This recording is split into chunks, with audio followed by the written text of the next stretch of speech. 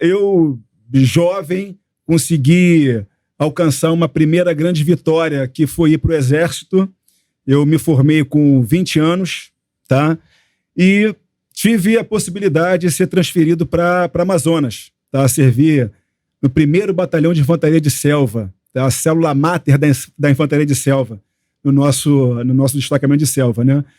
E... Foi legal? Pô, demais. Ou você queria isso ou você quando foi? Queria uma experiência danada. E se Manaus fosse perto do Rio, eu acho que eu não sairia de lá, porque eu gostei demais daquele negócio lá, cara. Demais. Maneiro. Manaus é uma interação, uma novidade, uma coisa assim bacana. Quando eu cheguei, eu achei que fosse ser somente vou encontrar índio, aquela coisa, mas não. Cidade, isso foi em 2004.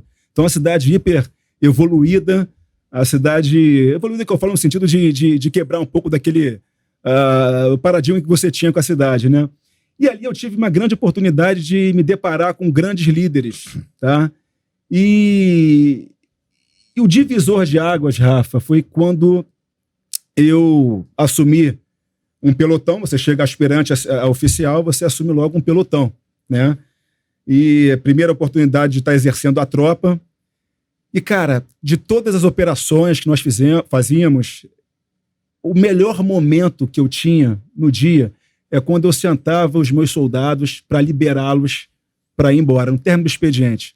Eu tinha a oportunidade de identificar uma variedade cultural. Você via ali cada problema, sabe? Cada um com as suas características e você com uma diferença muito pequena de idade. Eu tinha 20 anos e meu soldado tinha 18, 19, uns com 20, soldado, a gente chama de soldado NB, soldado antigo. Então, assim, não tinha discrepância de idade. E você via que as pessoas, os soldados aí te olhavam como um espelho. Eu falei assim, cara, é muito fácil você querer liderar pela função que você ocupa, ainda mais dentro de um sistema hierarquizado. Mas o prazeroso, de fato, é você liderar por servir. É a tal da liderança servidora. É você influenciar não pelo cargo que você ocupa, mas pela influência que você exerce na pessoa e fazendo com que ela não vou seguir ali o tenente porque o que ele está falando é o certo. Então isso foi mudando a minha mente ali, eu fui tendo uma percepção da vida muito diferenciada. E o Exército, as Forças Armadas te dá essa possibilidade de você lidar com diversos tipos de pessoas diferentes, culturas diferentes. Isso vai modelando a tua personalidade. E foi assim na Amazonas, foi assim na PE, que eu cheguei, inclusive, em alguns meses, sendo subcomandante interino da Companhia de Polícia do Exército da Vila Militar, que fazia a guarnição de toda a Vila Militar.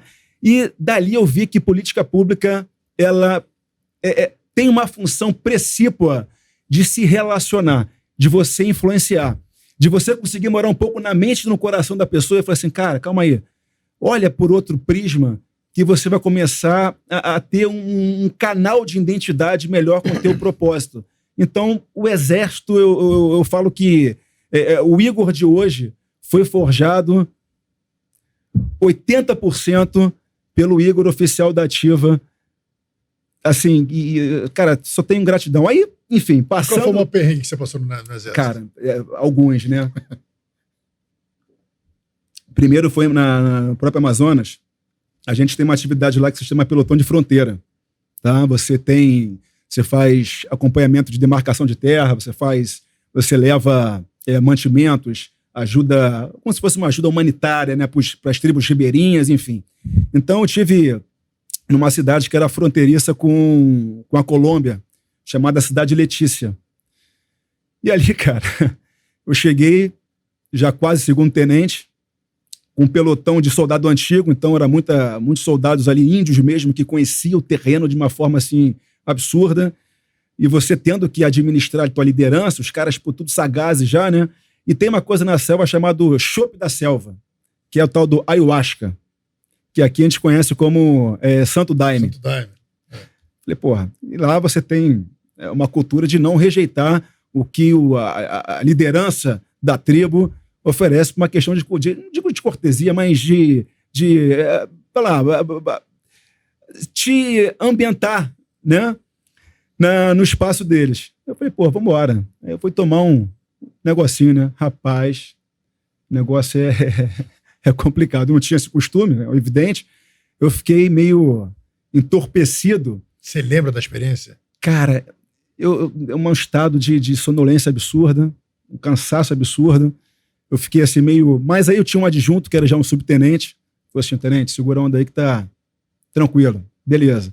Só que nessa mesma noite, a gente fazia a proteção de fronteira e aconteceu um imbróglio, um conflitozinho. Entre dois doentes, né? Entre dois doentes. Não, não chegou assim no campo metafísico, não, cara. Foi na real. O exército colombiano, por sua vez, também fazia seus pelotões de fronteira, o PF. E só que na época tinha, ainda com mais assiduidade, a questão das Farc, né? Uhum. Então, eles tinham também todo o conhecimento do terreno deles e eles começaram a disparar tiros para o nosso exército. Ocorreu numa condição letárgica. A Farc é o Isso, a Farc. Então, eu uma condição letárgica, total. Falei, rapaz, quando a gente viu aquilo ali, eu falei assim, meu sub, já vai assumindo aqui o pelotão para a gente começar a manter a nossa linha de defesa para a gente entender. E isso, cara, traçante, escuro, na selva você não consegue enxergar nada, assim, é uma coisa bem complicada. Esse foi, enfim, no total, no apagar das luzes ali, digamos que a gente meio que descobriu a situação, aí veio operações especiais e começou a entrar numa questão diplomática ali, depois de um dia. Então ali foi o primeiro grande sanhaço que eu passei, entendeu? Mas graças a Deus não teve nenhum problema. E outras duas situações também que me deixou bem forjado na situação não foi GLO, não chegou a ser uma GLO, tá?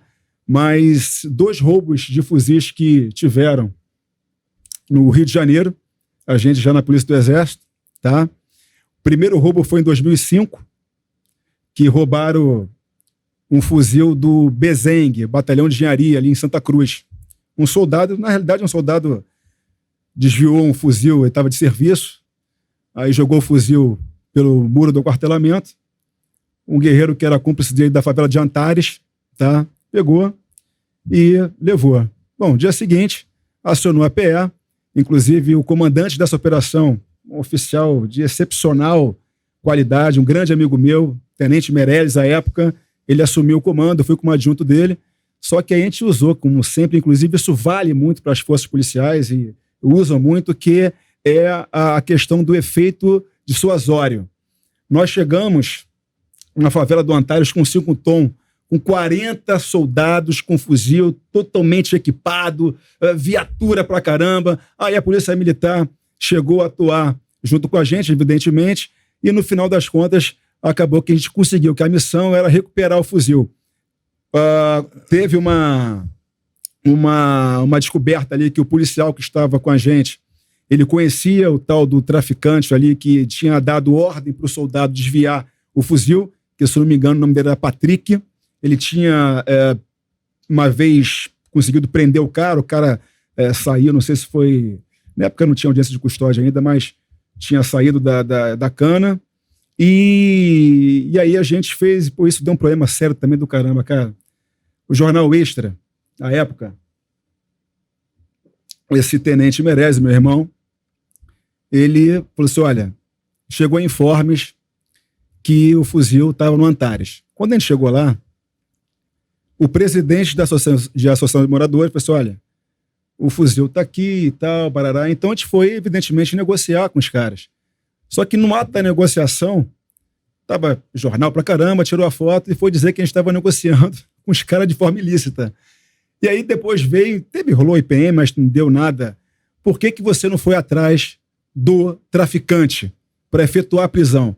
Porque não é a função princípio à época, não era GLO. A nossa missão era recuperar o fuzil e foi recuperado.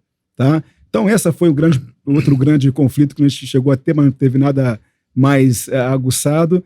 E a outra grande estresse fire que a gente teve para encerrar essa fase aqui foi quando os 10 fuzis, se eu não me engano foi aqui do CTA, se eu não me engano, uma companhia aqui perto de Santo Cristo, que esse roubo foi meio complexo. Tinham informes na Providência, a gente foi para a Providência, depois teve informes que os fuzis estavam escondidos na favela da Metral, ali na Vila Kennedy. Ficamos 4 dias na favela. Ali teve diversos tiroteios ali, a gente teve um apoio da Polícia Civil com uma base de sarqueamento, enfim, foi uma coisa bem interessante. E recuperou? Recuperamos, porque na realidade quem recuperou foi o batalhão, acho que foi 26 batalhão paraquedista, estava na Rocinha. Tá? Os 10 fuzis foram achados na Rocinha. Então, enfim, isso aí foi bem interessante ali de nível de conhecimento de operação em loco, né? Real ali mesmo, né? É uma situação complicada, né? Porque os caras vão para dentro da favela, então você tem o que você falou, né? Às vezes você fala assim, olha só, devolve esses fuzis, senão a gente vai entrar aí dentro. Você faz esse tipo de negociação para os caras devolverem, porque a gente sabe que ao entrar lá dentro, os efeitos colaterais são absurdos. São imprevisíveis, né, cara? Você não sabe, pô, aí vai... Cara, morreu uma criança, morreu um inocente. Isso já é uma tragédia. Isso já é uma tragédia. E a gente sabe que os caras não querem, como tática de guerrilha, eles atiram no meio da garota para poder realmente impedir você de chegar até eles. Então, eu sempre sou, Rafa, eu sou fã do efeito de suas horas. Você tem que tentar isso. Você tem que tentar mostrar a tua magnitude de força para ver se a pessoa que está do outro lado, o criminoso, ele resolve não ir para o embate. Só que hoje em dia, cada vez mais, a complexidade aumenta, né? Então, enfim...